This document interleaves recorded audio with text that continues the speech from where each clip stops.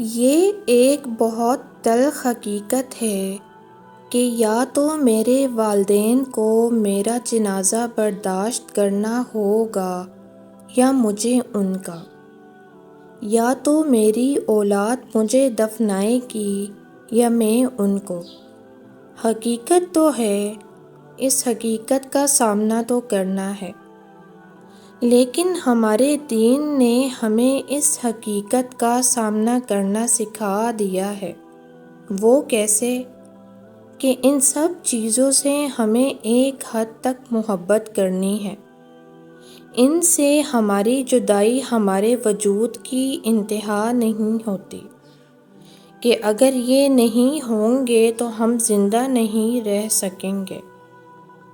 اگر یہ امت حضور صلی اللہ علیہ وآلہ وسلم کے وصال کو برداشت کر سکتی ہے تو یہ کسی بھی چیز کو برداشت کر سکتی ہے۔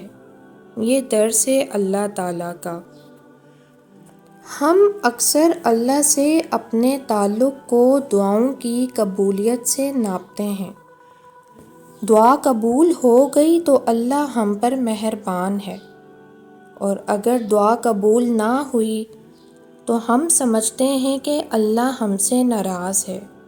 دعا تو ایک بونس ہے، قبول ہو گئی تو ہو گئی، نہ ہوئی تو اس سے ہمارے اور اللہ کے تعلق میں کوئی فرق نہیں پڑنا چاہیے۔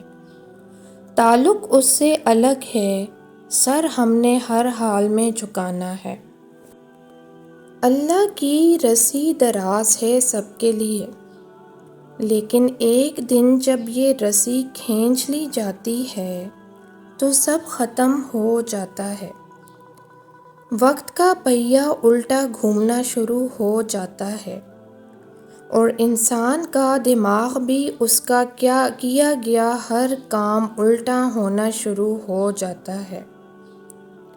اس کے گرد گھیرا تنگ ہونا شروع ہو جاتا ہے، لیکن اسے احساس تک نہیں ہوتا۔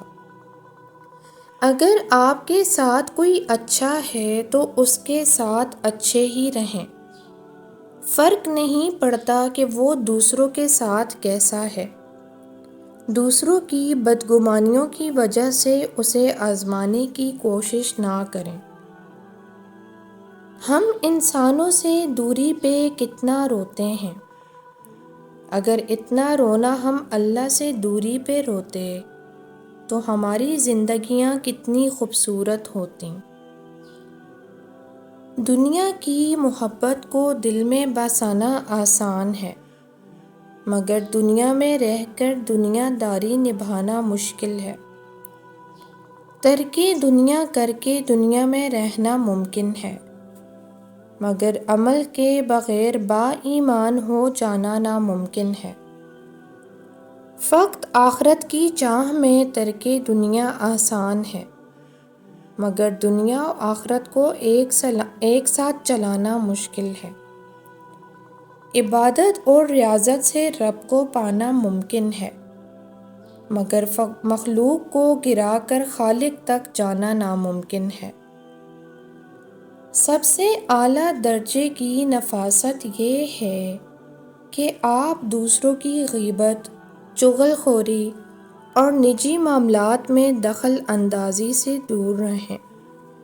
آپ کا دل صاف ہو، سوچ روشن ہو، اخلاق عمدہ ہوں، آپ کے خیالات آپ کی ظاہری شخصیت سے بھی زیادہ شائستہ ہوں، آپ کے جذبات آپ کے خوشبو سے زیادہ خوشگوار ہوں، اور آپ کا اخلاق آپ کی صورت سے کہیں زیادہ دلکش ہو، یقین کیجیے کہ آپ کی ایسی شخصیت اللہ رب العزت کو بہت محبوب ہے، اور جو رب کا محبوب ہو وہ بندوں کا ہوتا ہے۔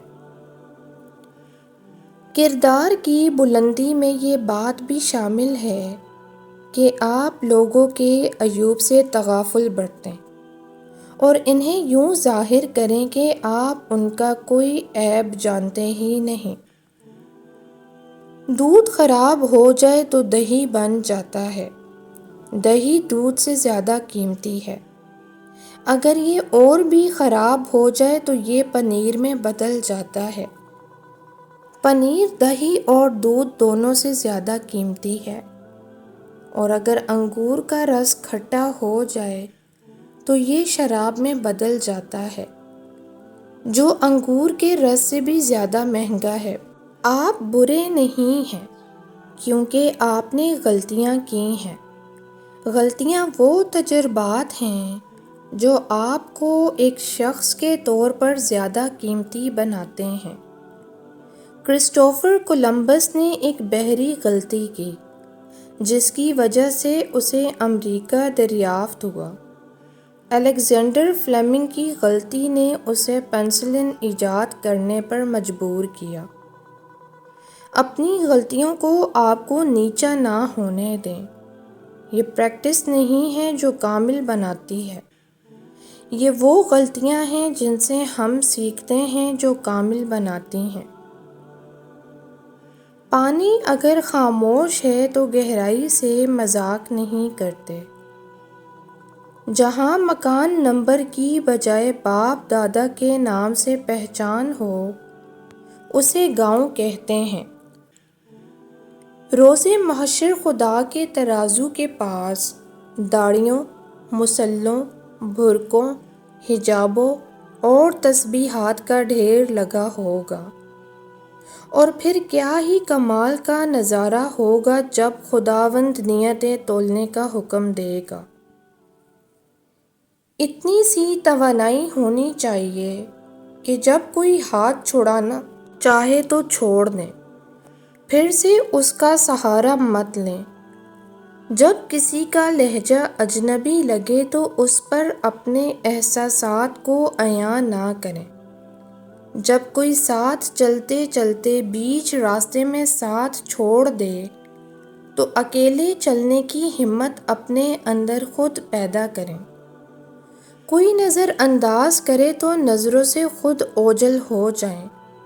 اتنی سی توانائی ہونی چاہیے انسان میں۔ جو انسان غیبت کرتا ہے اس کے دل کا ایک کونا مشکوک ہو جاتا ہے، الرٹ بھی۔ اسے ہر وقت یہ خوف رہتا ہے کہ اس کا کوئی دوست ضرور اس کی برائی کر رہا ہوگا۔ دوستوں پر یقین یوں ہی نہیں آ جایا کرتا۔ ہر عمل کی شروعات خود سے کرنی ہوتی ہے۔ جب تم اس عمل کو یقینی بناؤ گے کہ تم کسی دوست کی غیبت کا حصہ نہیں بن رہے تو کوئی تمہاری غیبت نہیں کرے گا۔